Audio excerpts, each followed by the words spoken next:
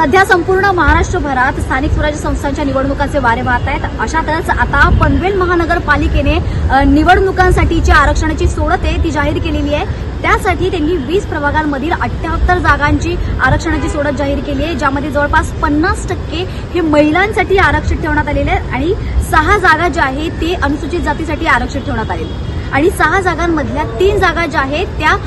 अनुसूचित जातीतील महिलांसाठी आरक्षित ठेवण्यात आलेल्या आहेत, ज्यामुळे आता लवकरच महिलांसाठी खरं तर सुवर्ण संधी असणार आहे आरक्षणाची आणि या निवडणुकीत ज्या आहेत त्या महिलांनी जास्तीत जास्त सहभाग घ्यावा अशी अपेक्षा ठेवून या निवडणुकाच्या आरक्षणाची सोडत जाहीर करण्यात आलेली आहे। तर आता जवळपास सगळीकडेच जे आहेत इतर प्रभागांमध्ये देखील आरक्षणाची सोडत लवकरात लवकर जाहीर होण्याची शक्यता आहे, कारण 31 जानेवारीपर्यंतच निवडणुका ज्या आहेत स्थानिक स्वराज्य संस्थांच्या त्या पार पडल्या पाहिजे अशी आदेश सुप्रीम कोर्टाने दिलेत आणि त्यासाठी त्यांनी राज्य सरकारला आणि त्याचबरोबर राज्य निवडणूक आयोगाला देखील त्यांचे खडेबोल सुनावले होतं आणि 31 जानेवारी 2026 पर्यंत कुठल्याही किमतीवर ही स्थानिक स्वराज्य संस्थांची निवडणूक झाली पाहिजे असे आदेश जे आहेत ते सुप्रीम कोर्टाकडून देण्यात आलेत आणि त्यामुळे आता इतर प्रभागांमधील देखील निवडणुकाच्या आरक्षणाची जी सोडत आहे ती लवकरात लवकर जाहीर होऊन ही निवडणुका पार पडतील आणि या कुठल्याही अडचणी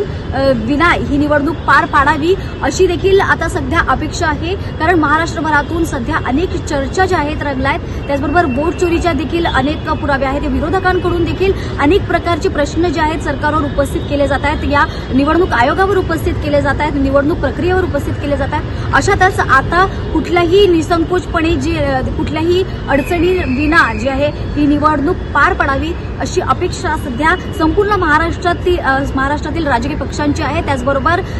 यातल्या मतदारांची देखील अशीच अपेक्षा आहे की